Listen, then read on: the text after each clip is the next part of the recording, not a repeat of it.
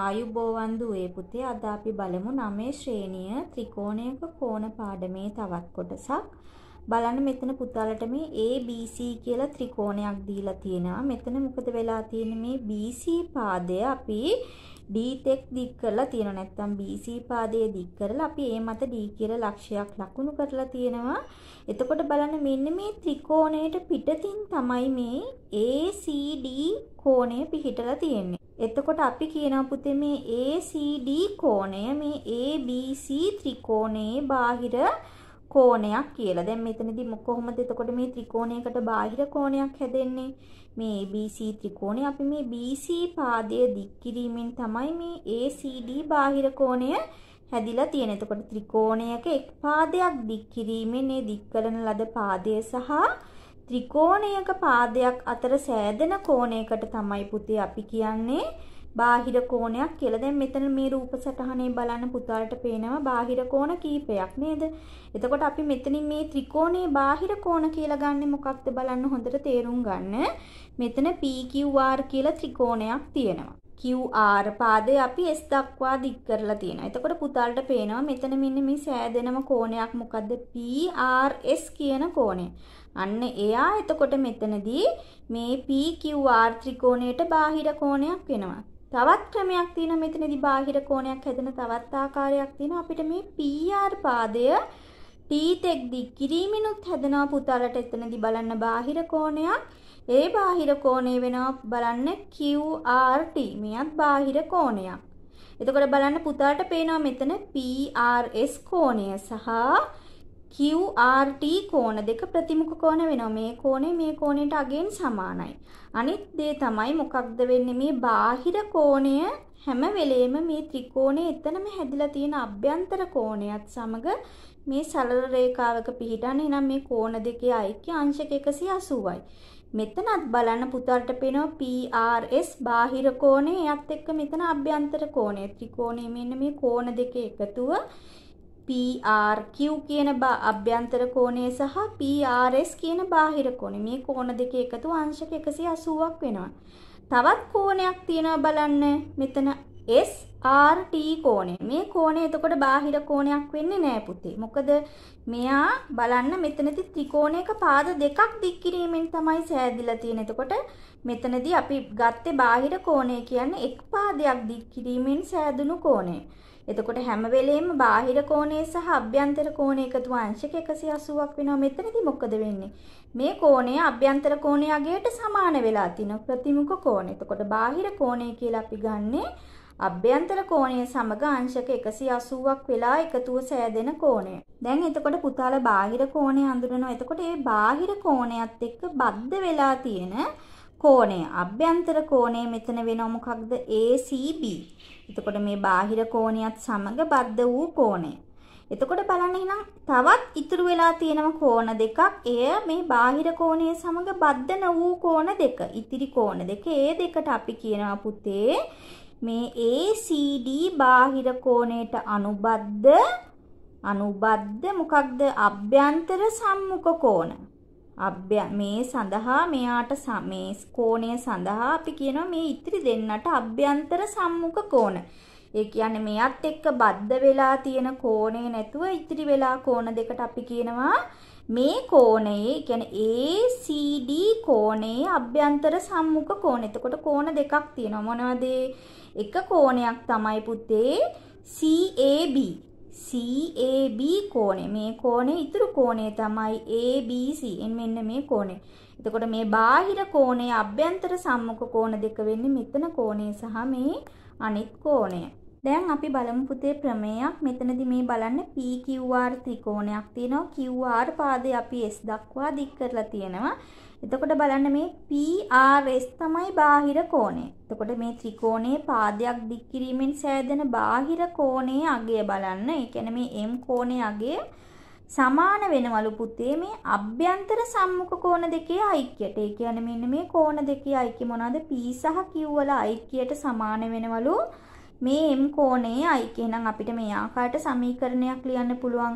m සමානයි p එකතු කිරීම q. m කියලා කියන්නේ මොකක්ද? බාහිර කෝණය. මොකක්ද? PRS කෝණය සමාන වෙනවා බලන්න RPQ. RPQ එකතු කිරීම මෙතනින් එනවා PQR. මේ ආකාරයට අපිට ලියන්න පුළුවන්. දැන් අපි බලමු මෙන්න මේ ත්‍රිකෝණය දිහා බලන්න. පුතාට පේනවා මෙතන දික්කර පාදයක් දික් කිරීමෙන් බාහිර කෝණයක් හැදිලා තියෙනවා. x කියලා එයා දීලා තියෙනවා. එහෙනම් එයාට පුතාට දීලා තියෙන අභ්‍යන්තර සම්මුඛ කෝණ දෙකේ අගයන්. මේ කෝණයේ අංශක 90යි. මේ කෝණයේ අංශක 25යි. එහෙනම් අපි ප්‍රමේය අනුව දැන් දන්නවා මොකක්ද?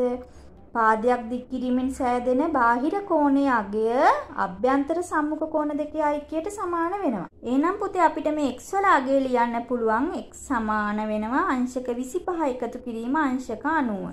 අපිට x කෝණයේ අගය එනවා අංශක 115ක්. පුතාලා හේතුව ලියන්න ඕනේ මොකක්ද? ත්‍රිකෝණයක බාහිර කෝණයේ සමානයි අභ්‍යන්තර සම්මුඛ කෝණවල ඓක්‍ය කියලා. දැන් මෙතනත් බලන්න මේ රූප සටහන දිහා බලන්න. මෙතන අපිට මේ AB පාදය බලන්න මේ CD පාදයට සමාන්තරයි කියලා දීලා තියෙනවා. මෙතන බලන්න එහෙනම් අපිට මේ කෝණයන් දීලා තියෙනවා බලන්න අංශක 150 මෙතන අංශක 20 x සහ y කියලා.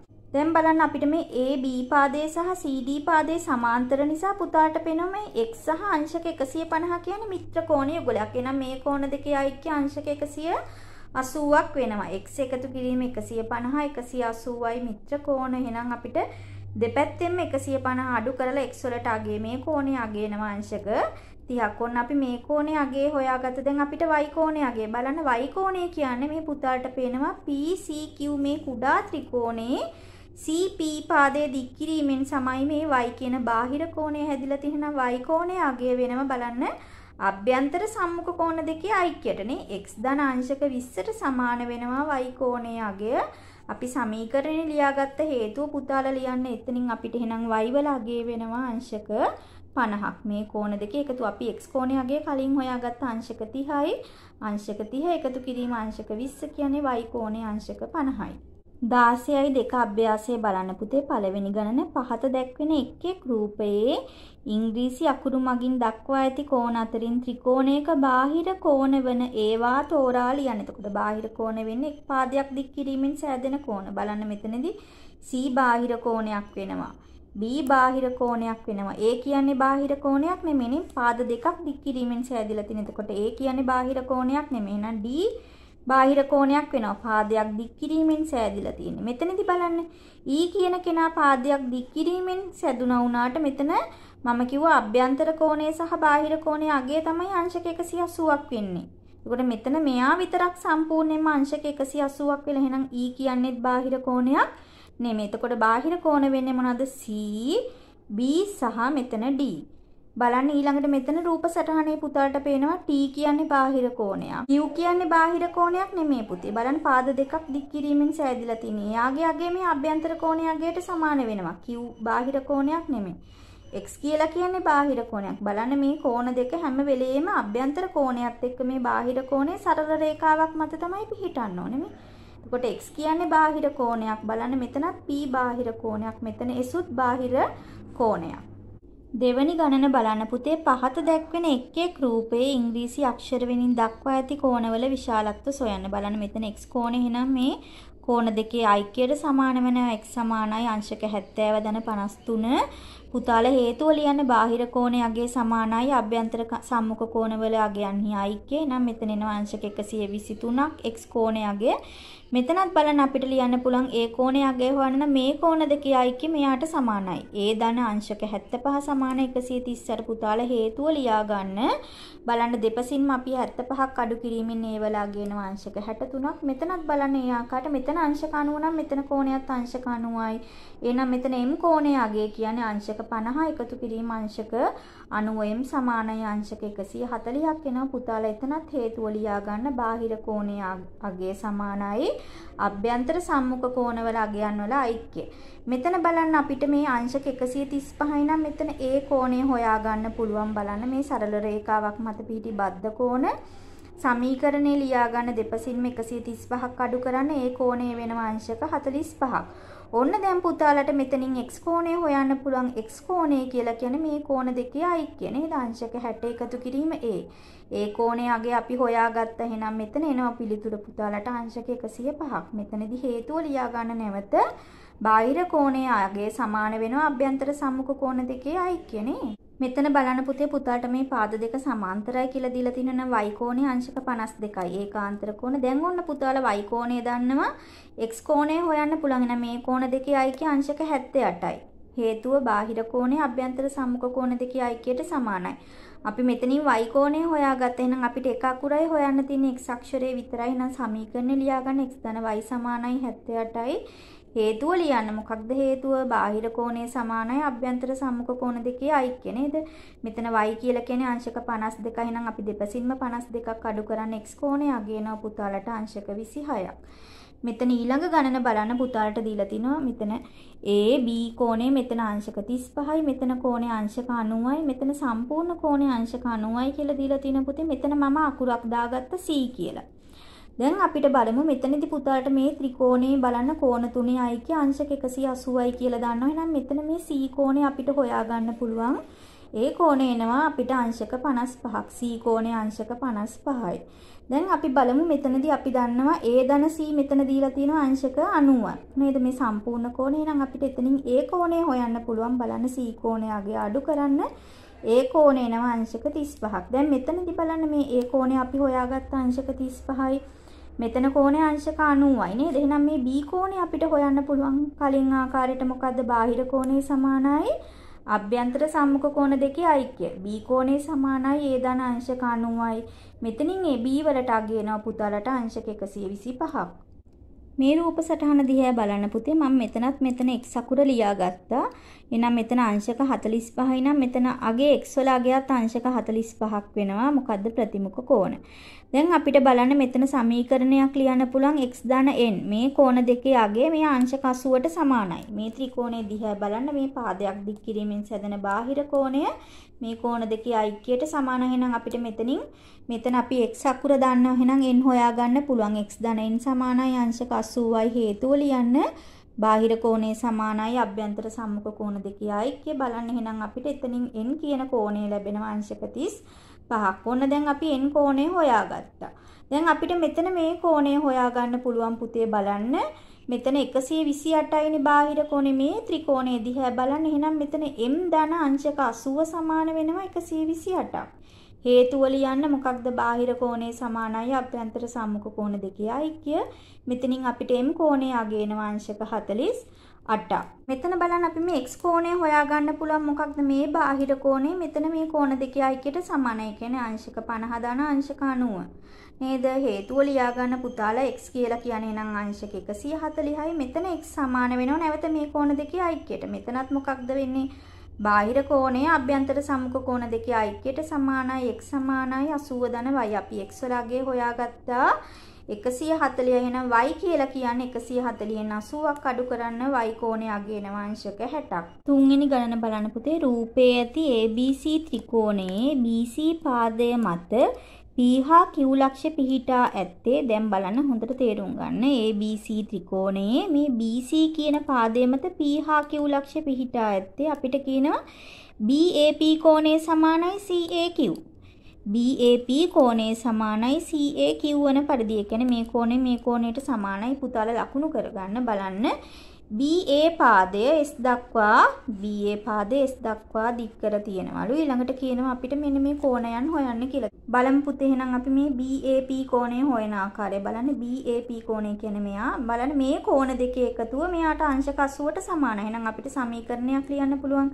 BAP එකතු කිරීම මෙතන කෝණය දීලා තිනවා අංශක 50 සමානයි අංශක 80යි. හේතුව ලියන්න බාහිර කෝණය සමානයි අභ්‍යන්තර සම්මුඛ කෝණ දෙකේ අයික්‍ය. එහෙනම් මෙතනින් BAP කෝණය එනවා අංශක 30ක්. ඊළඟට බලන්න පුතේ අපිට කියන AQP කෝණය හොයන්න කියලා. AQP කෝණය කියන්නේ මොකද්ද? බලන්න AQC ත්‍රිකෝණයේ මේ පාදයක් දික් කිරීමෙන් සෑදී ඇති බාහිර කෝණයක් නේද? එහෙනම් AQP කෝණය අගේ සමානයි මේ කෝණ දෙකේ අයික්‍යයට. බලන්න මෙතන කෝණය අපි කලින් හොයාගත්ත අංශක 30යි. BAP නම් එයා සමානයි මේකට නේද? අපිට ලියන්න පුළුවන් සමීකරණය බලන්න. AQP සමානයි මේ කෝණ දෙකේ අයික්‍ය. CAQ CAQ එකතු කිරීම මෙතන අංශක 40යි. එහෙනම් අපි CAQ කලින් හොයාගත්ත මෙතන මේ කෝණයට සමානයි. එහෙනම් මෙයත් අංශක 30යි. එහෙනම් මෙතන AQP කෝණෙනවා මේ කෝණ දෙකේ අයික්‍ය අංශක 70යි. ඊළඟට අපිට කියනවා පුතේ SAQ. බලන්න SAQ පුතාලට පේනවා SAQ. මෙන්න මේ සම්පූර්ණ කෝණය. බලන්න දැන් අපිට මේ සම්පූර්ණ කෝණය මෙන්න මේ ත්‍රිකෝණය දිහා බලන්න ABQ ත්‍රිකෝණයේ මොකක්ද වෙන්නේ මේ කෝණය? AQP කෝණය සහ අංශක 50 කෝණ දෙකේ එකතුවට සමාන වෙනවනේ මේ සම්පූර්ණ මෙන්න මේ කෝණය. එහෙනම් අපිට සමීකරණයක් ලියාගෙන තියෙනවා එතනින් බලන්න මේ කෝණය අපිට ඇවිල්ලා තියෙනවා අංශක 120ක්. බලන්න මෙතන අංශක 50යි මෙතන කෝණය අංශක 70යි නේද? මේ ABQ ත්‍රිකෝණය දිහා බලන්න මේ කෝණය අංශක 70යි 70 සහ 50 නේද? බාහිර කෝණයට අයිති වෙන්නේ මේ බාහිර කෝණයේ අගය සමානයි අභ්‍යන්තර සම්මුඛ කෝණ දෙකේ අයික්‍ය අංශක 120යි. හතරවෙනි ගණන බලන්න පුතේ රූපයේ දී ඇති PQR ත්‍රිකෝණය මේ තියෙන්නේ PQR ත්‍රිකෝණයේ P කෝණයේ සමච්ඡේදකය කියන්නේ මේ RPQ කියන මේ කෝණයේ සමච්ඡේදකය අපිට කියනවා මෙතන QRට මේ QR පාදයට S වලදී හමු වෙනවා. ඒ කියන්නේ මොකක්ද? මෙන්න මේ කෝණයේ සමච්ඡේදකයේ PS වෙනවා. එතකොට අපිට ලියන්න පුළුවන් මොකක්ද මේ කෝණ දෙක සමානයි අගේන. එහෙනම් අපි ලියාගත්තා මොකක්ද RPS කෝණය සමාන වෙනවා SPQ කෝණයට. අපිට තවත් කියනවා පුතේ SPQ කෝණය. SPQ කෝණය SQP මේ කෝණයට සමානයිලු SQP Aලු මේ කෝණය Aලු. එහෙනම් අපිට මෙයා A නම් මෙයාට සමාන වෙනවා නම් අපිට ලියන්න පුළුවන් SPQ කෝණයත් A කියලා. තව අපිට කිව්ව මේ කෝණ දෙකේ සමච්ඡේදකයේ PS නිසා මං කිව්ව මේ කෝණ දෙක සමානයි කියලා අපි ලියාගත්තා. එහෙනම් මේ කෝණයත් A මෙයත් A මෙයත් A වෙනවා. අපි ඒක ලියාගත්තා. RPS කෝණයත් A වෙනවා. එහෙනම් අපිට කියනවා මෙන්න මේ කෝණයේ අගය මොකක්ද? PRT කෝණයේ අගය ඒ ඇසුරෙන් ලියන්න. දැන් මෙතන බලන්න මේ ත්‍රිකෝණේ PQR ත්‍රිකෝණේ පාදයක් දික් කිරීමෙන් සැදෙන බාහිර කෝණය තමයි PRT කියන්නේ. එහෙනම් මේ PRT කෝණයේ අගය මෙතන කෝණයේ අගයට සහ RPQ කෝණයට එකතු කරන්න ඕනේ PQS කෝණයේ අගයන්ට සමාන වෙනවා අපිට දන්නවා. එහෙනම් මේ කෝණය කියන්නේ මොකද්ද? RPQ කියන්නේ ඒ එකතු කිරීම A. මෙතනින් එනවා මේ කෝණය PQS කියන්නේ A. ඒ කියන්නේ මේ කෝණ දෙකේ අයික්‍ය මෙතන A මෙතන A මෙතනත් A. එහෙනම් මොකක්ද? PRT කෝණයේ අගය A එකතු කිරීම A කියන්නේ 3යි A වෙනවා. මිශ්‍ර අභ්‍යාස බලන්න පුතේ පුතාට දීලා තිනවා KLM ත්‍රිකෝණයේ මෙතන M කෝණය හා L කෝණයේ සමච්ඡේදක ඕහිදී හමු වෙනවලු. මෙතන K කෝණයේ අංශක 70යි. අපිට කියනවා මේ LON කෝණයේ විශාලත්වය හොයන්න කියලා. බලමු අපි හොයන ආකාරය. බලන්න දැන් අපිට මෙතන කියන්න පුළුවන් පුතේ මේ කෝණ දෙකේ සමච්ඡේදක ඕවලදී හමු වෙනවා නම් මොකක්ද මෙතන KMO කෝණය සමානයි OML හා එහෙනම් KLO කෝණය සමානයි OLM. මේ ආකාරයට ලියා ගන්න. බලන්න අපි KMO කෝණය x කියලා ගත්තා නම් එහෙනම් අපිට ලියන්න පුළුවන් OML කෝණයත් x කියලා. අපි මේ කෝණය y කියලා අරගෙන තිනවා. බලන්න KLO y නම් OLM කෝණයත් y වෙනවා. දැන් අපිට මෙතනදී සමීකරණයක් ලියන්න පුළුවන්. මෙතන කෝණය අංශක 70යි ත්‍රිකෝණයක බලන්න අභ්‍යන්තර කෝණවල අයික්‍ය මෙතන අංශක 70 ධන 2x ධන 2y සමානයි 180යි. මෙතනින් බලන්න දෙපැත්තෙම අංශක 70 අඩු කරන්න 2x ධන 2y 110යි. අපිට මේ පොදු සාධකයේ දෙක එළියට ගන්න පුළුවන් x ධන y දෙවරක් x ධන y 110යි. දෙපැත්තම දෙකෙන් බෙදන්න x ධන y අංශක 55යි. දැන් මෙන්න මේ OLM කුඩා ත්‍රිකෝණය දිහා බලන්න. මෙතන කෝණය අපිට හොයන්න තියෙන්නේ. බලමු අපි සමීකරණ ලියා ගන්න. මෙතන OLM ත්‍රිකෝණය අපිට පේනවා මොකක්ද? LOM කෝණය ධන x ධන y සමානයි 180යි. එතකොට බලමු අපි මෙතනින් අපිට x ධන y වලගේ අංශක 55ක් ආවා. x ධන y වෙනුවටම පුතාලා මේ 55 ලියා ගන්න. එහෙනම් අපි දෙපැත්තෙන්ම අංශක 55ක් අඩු කරන්න. එහෙනම් මේ LOM කෝණය අපිට එනවා 180න් 55ක් අඩු කරාම අංශක 125ක්. බලන්න පුතේ පුතාලට කියනවා මේ දී ඇති රූප සටහනේ APD කෝණයේ අංශක 140යි. බලන්න PDC අංශක 85යි කියලා කියනවා. ABQ සොයන්න කියලා. බලමු අපි මෙතනදී පුතාලට පේනවා මෙන්න මේ රූප සටහන දිහා බලන්න මේ PDC ත්‍රිකෝණයේ පුතාලට පේනවා මෙතන අංශක 140යි. බාහිර කෝණය නම් මේ අභ්‍යන්තර සම්මුඛ කෝණ දෙකේ අයික්‍ය අපිට ගන්න පුළුවන් අංශක 85.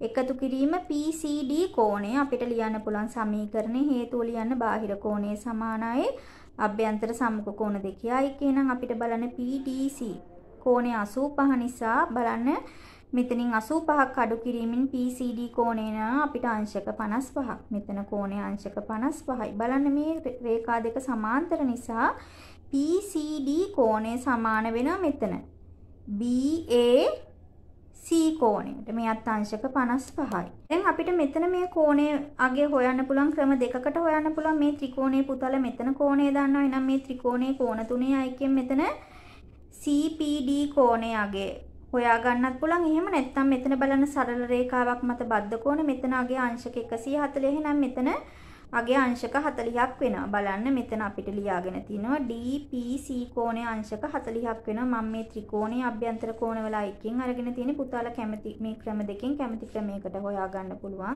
බලන්න පුතේ අපෙන් අහන්නේ ABQ කෝණයේ අගේ BQ කෝණයේ අගේ සමාන වෙනවා මේ බලන්න BAC කෝණයේ අගේ සහ මෙතන BCA කෝණය මේ කෝණ දෙකේ එකතුව. බාහිර කෝණයේ සමානයි අභ්‍යන්තර සම්මුඛ කෝණ දෙකේ අයික්‍ය නේද? අපි දැන් මේ BAC කෝණය කලින් හොයාගත්ත අංශක 55යි. එහෙනම් අපි බලමු මෙතන කෝණය. අපි මේ කෝණය හොයාගත්තනේ දැන් මොකක්ද? DPC කෝණය. DPC කෝණය අංශක 40යි. බලන්න මේ රේඛා දෙක සමාන්තර නිසා මෙතන ඒකාන්තර කෝණ යුගලයක් තියෙන්නේ. බලන්න එහෙනම් මේ කෝණයගේ අංශක 40 මෙයාට සමානයි. මේ කෝණයත් එහෙනම් අංශක 40යි. මේ කෝණය අපි හොයාගත්ත කලින් අංශක 55යි. මේ කෝණයේ අංශක 40. එහෙනම් මේ කෝණ දෙකේ අයික්‍ය තමයි එන්නේ. බලන්න මේ ආකාරයට ලියා ගන්න. ABQ කෝණය වෙනවා මේ කෝණ දෙකේ අයික්‍ය අංශක 95යි.